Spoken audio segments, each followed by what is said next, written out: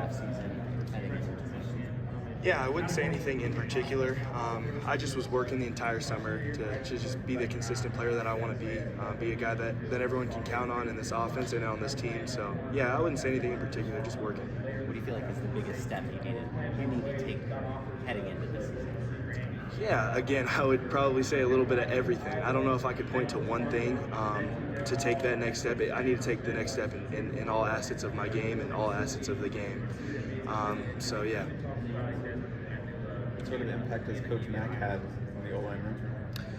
A huge impact. I mean, a guy that comes and has been everywhere and has so much experience, has had been around so many draft picks. It's a blessing to have Coach Mack there and his experience in the room. What's his personality like? Really good. He's a really funny guy, awesome guy, a guy you can talk about anything with, to be honest. You've been around the last couple of years, this program.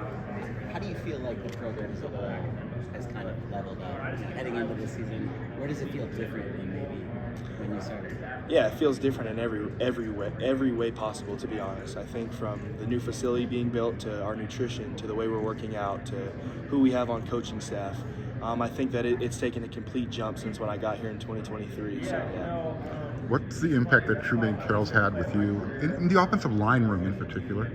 Yeah, a ton. I mean, anytime you're talking about strength and conditioning and offensive line, I mean that's huge for the offensive line is strength and conditioning. It's the main thing.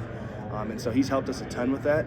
He's made sure that we're all held to the same standard, and he's held true to that. So, has there been any type of philosophical difference between the previous regime and what you guys are doing now? I would say a little bit. Obviously, every strength coach and every coach in general is going to have a different standard that they want people at and a different way they go about coaching. I think it's a little bit different, and we love the way Coach True coaches us. With run blocking and pass blocking, where do you feel like you've grown the most since you got here? Yeah, I would say with kind of both, just my confidence in both. Going out there and the game slows down once you've been around it, once you have that experience. Once you've done it in a live setting, and I think just reps stacked on top of each other, I've grown in that in my confidence. It's kind of up in the air whether DJ is going to be able to play this season. In terms of the guys maybe behind him, what's your level of confidence in those young guys who might be able to step in? Ton of confidence in everybody that's in the room, to be honest with you.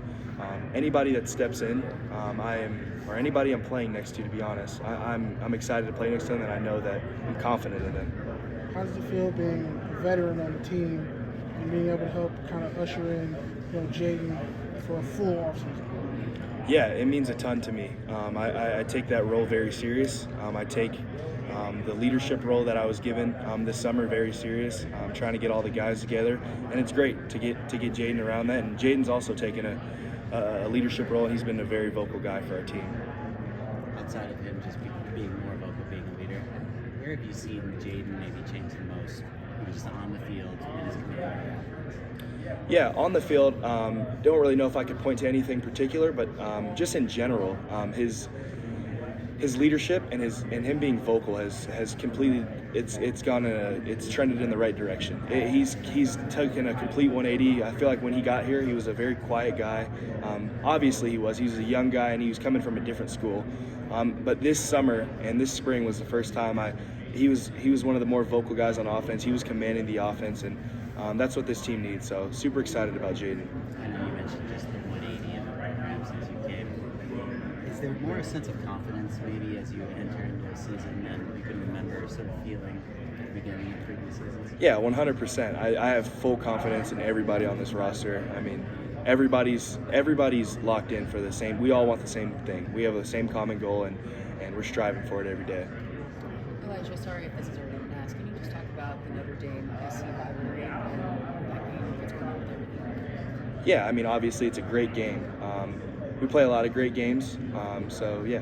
And what are the differences that you see already with this group from last year going into this next season? Yeah, I would say our bond. I would say in years past, I mean, you're a football team, you're going to be close, but I think the level of closeness that we have right now is unlike anything that I've been a part of throughout my entire life. These are the closest I've been to guys, and I know other guys on the team feel the exact same way. Yeah, I heard you guys were doing grilling and going to each other's houses. Exactly. Were you out there grilling and cooking? I wasn't cooking. Tobias Raymond was cooking. You were eating the food. But I was sitting there eating the food and having a great time with the guys.